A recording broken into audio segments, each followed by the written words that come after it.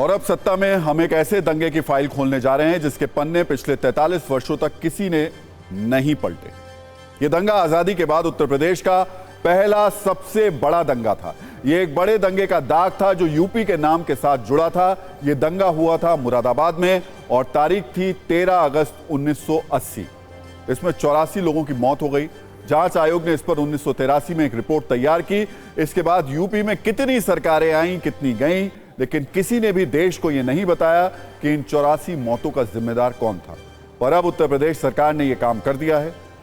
आज यूपी विधानसभा में 43 साल पहले हुए मुरादाबाद दंगों की रिपोर्ट पेश की गई और 496 पन्नों की इस रिपोर्ट में जो कुछ बताया गया है उसका एक एक शब्द कई लोगों को कड़वा लगने वाला है, लेकिन सच कड़वा ही होता है। और आज इसी सच को हम देश के सामने रखने जा रहे हैं। इन दंगों का असली डायरेक्टर था कौन और फंसा किसे दिया गया, ये आपको बताएं। उससे पहले ये समझिए कि आखिर 13 अगस्त 1980 को जो कुछ हुआ था वो कितना भयानक था। 496 पन्ने की रिपोर्ट में जो उस दिन के बारे में लिखा है उसके कुछ पॉइंट्स हम आपको पढ़कर सुनाते हैं। वो ईद का दिन था जब मुरादाबाद की ईदगाह में नमाज पढ़ने के लिए करीब 60 से 70 हजार लोग जुटे थे। दावा है कि जिस वक्त नमाज चल रही थी उसी वक्त ईदगाह में एक सुअर घुस गया। ईदगाह में मौजूद मुसलमान नाराज हो गए, जिन्हें अधिकारियों ने समझा बुझाकर शांत किया। समझाने के बावजूद भीड़ में मौजूद कुछ लोगों ने हिंसा की शुरुआत की और पत्थरबाजी करने लगे। ये पत्थरबाजी वहां मौजूद पुलिस वालों, पीएसी के जवानों और ईद की बधाई देने आए हिंदुओं पर भी की गई। इसमें एक पत्थर मौके पर मौजूद एसएसपी के सिर पर लगा और कुछ पुलिस वाले भी घायल हुए। जवाब में मौके पर मौजूद पुलिस की ओर से भी फायरिंग शुरू हुई। ईदगाह में भगदड़ मची और इस पूरी घटना के दौरान कई लोगों की मौत हो गई। फिर पूरे जिले में बड़ी संख्या में सुरक्षा बलों को तैनात कर दिया गया। लेकिन असल में यह हिंसा का अंत नहीं था। 13 अगस्त को शुरू हुई हिंसा फैलती गई और सांप्रदायिक हिंसा में यह तब्दील हो गई। मुरादाबाद में हुई सांप्रदायिक हिंसा के बाद 1 महीने तक कर्फ्यू लगा रहा। लेकिन आपको यह जानकर हैरानी होगी कि कर्फ्यू और सुरक्षा के बावजूद अगस्त से शुरू हुई हिंसा नवंबर तक मुरादाबाद और उसके आसपास के हिस्सों में होती रही। तब यूपी की सत्ता में रही कांग्रेस सरकार ने जांच के लिए एक सदस्य सक्सेना आयोग का गठन किया था। 3 साल बाद 20 नवंबर 1983 को आयोग ने दंगों की जांच रिपोर्ट सरकार को सौंप दी। लेकिन इस रिपोर्ट में क्या था यह देश को कभी नहीं बताया गया। आज आपको यह भी जानना चाहिए कि जिस वक्त मुरादाबाद में दंगे हुए तब यूपी से दिल्ली तक राजनीतिक सेटअप क्या था। अगस्त 1980 में मुरादाबाद में दंगे हुए। उससे 3 महीने पहले मई में यूपी विधानसभा चुनाव में कांग्रेस को राज्य की सत्ता मिली। तब केंद्र में भी कांग्रेस की ही सरकार थी। 1980 में यूपी चुनाव में जीत के बाद कांग्रेस ने विश्वनाथ प्रताप सिंह की उत्तर प्रदेश का उनको मुख्यमंत्री बनाया, जबकि तब इंदिरा गांधी देश की प्रधानमंत्री थी। 13 अगस्त को मुरादाबाद दंगों के बाद 15 अगस्त को तत्कालीन प्रधानमंत्री ने लाल किले से जो भाषण दिया था उसमें भी उन्होंने दंगों का जिक्र किया था। हमने न्यूज मित्रों के लिए इंदिरा गांधी की उस भाषण का एक छोटा सा हिस्सा निकाला है, उसे आप सुनिए। मेरा दिल दुख से भरा है।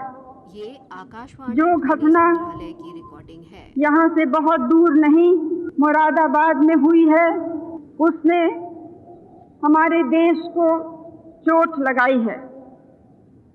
ये आकाशवाणी ध्वनि संग्रहालय की हमारे सहानुभूति उन सब परिवारों के संग है जिनके लोग मरे हैं या चोट लगी है या किसी प्रकार की हानि हुई है।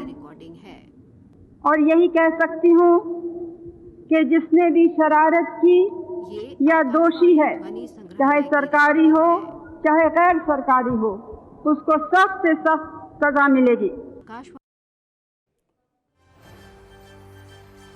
अब हम आपको मुरादाबाद दंगों से जुड़ी वो बात बताने जा रहे हैं जिसे सिर्फ आपको नहीं बल्कि उन लोगों को भी सुनने की जरूरत है जिन्होंने इन दंगों के जरिए यूपी से लेकर पूरे देश तक अलग अलग नैरेटिव सेट करने की कोशिश की।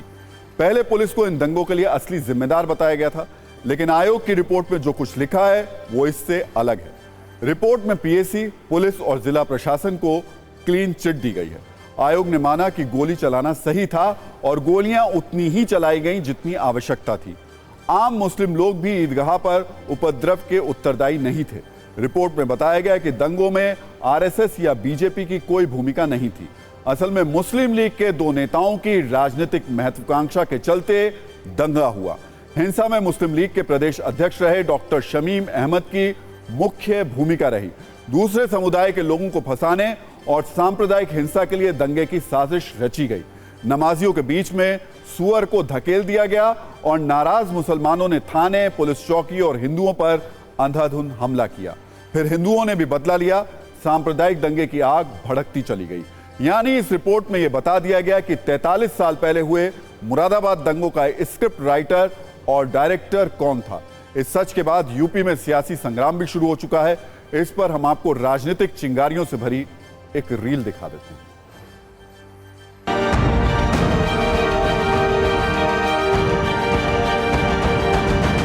हम चाहते हैं कि प्रदेश की जनता पारदर्शिता के साथ सरकार के सभी जो कार्य प्रणाली है उसको देखें। इस समय इतनी जल्दी जब लोकसभा का चुनाव आ रहा है तो ऐसे सारे मुद्दों को ला करके पटल पे मुझे लगता है कि सरकार जो है 2024 के चुनाव में इसका लाभ लेना चाहती है।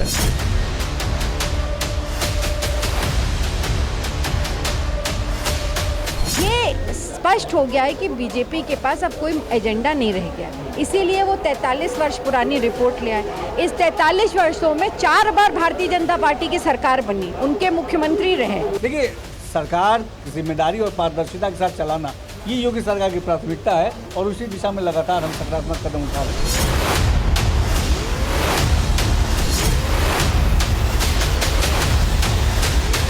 25 साल बाद अगर मुख्यमंत्री जी थे उस समय तो वो बताएंगे, हमें तो नहीं मालूम है।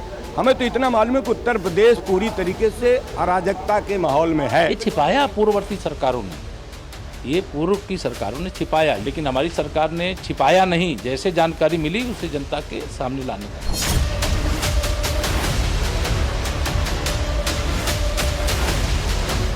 उम्मीद तो बहुत ही अच्छी उम्मीद है, हमें तो बड़ा अच्छा लग रहा है। 43 साल बीत गए।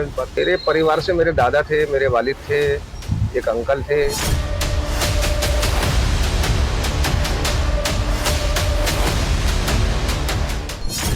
हम ये समझते हैं कि नीयत साफ नहीं है। पुराने मामलात को इस तरह पटल पर रखना और उसकी कोई जांच नहीं करना, हमारा कहना शुरू से ये रहा कि जांच नहीं हुई है।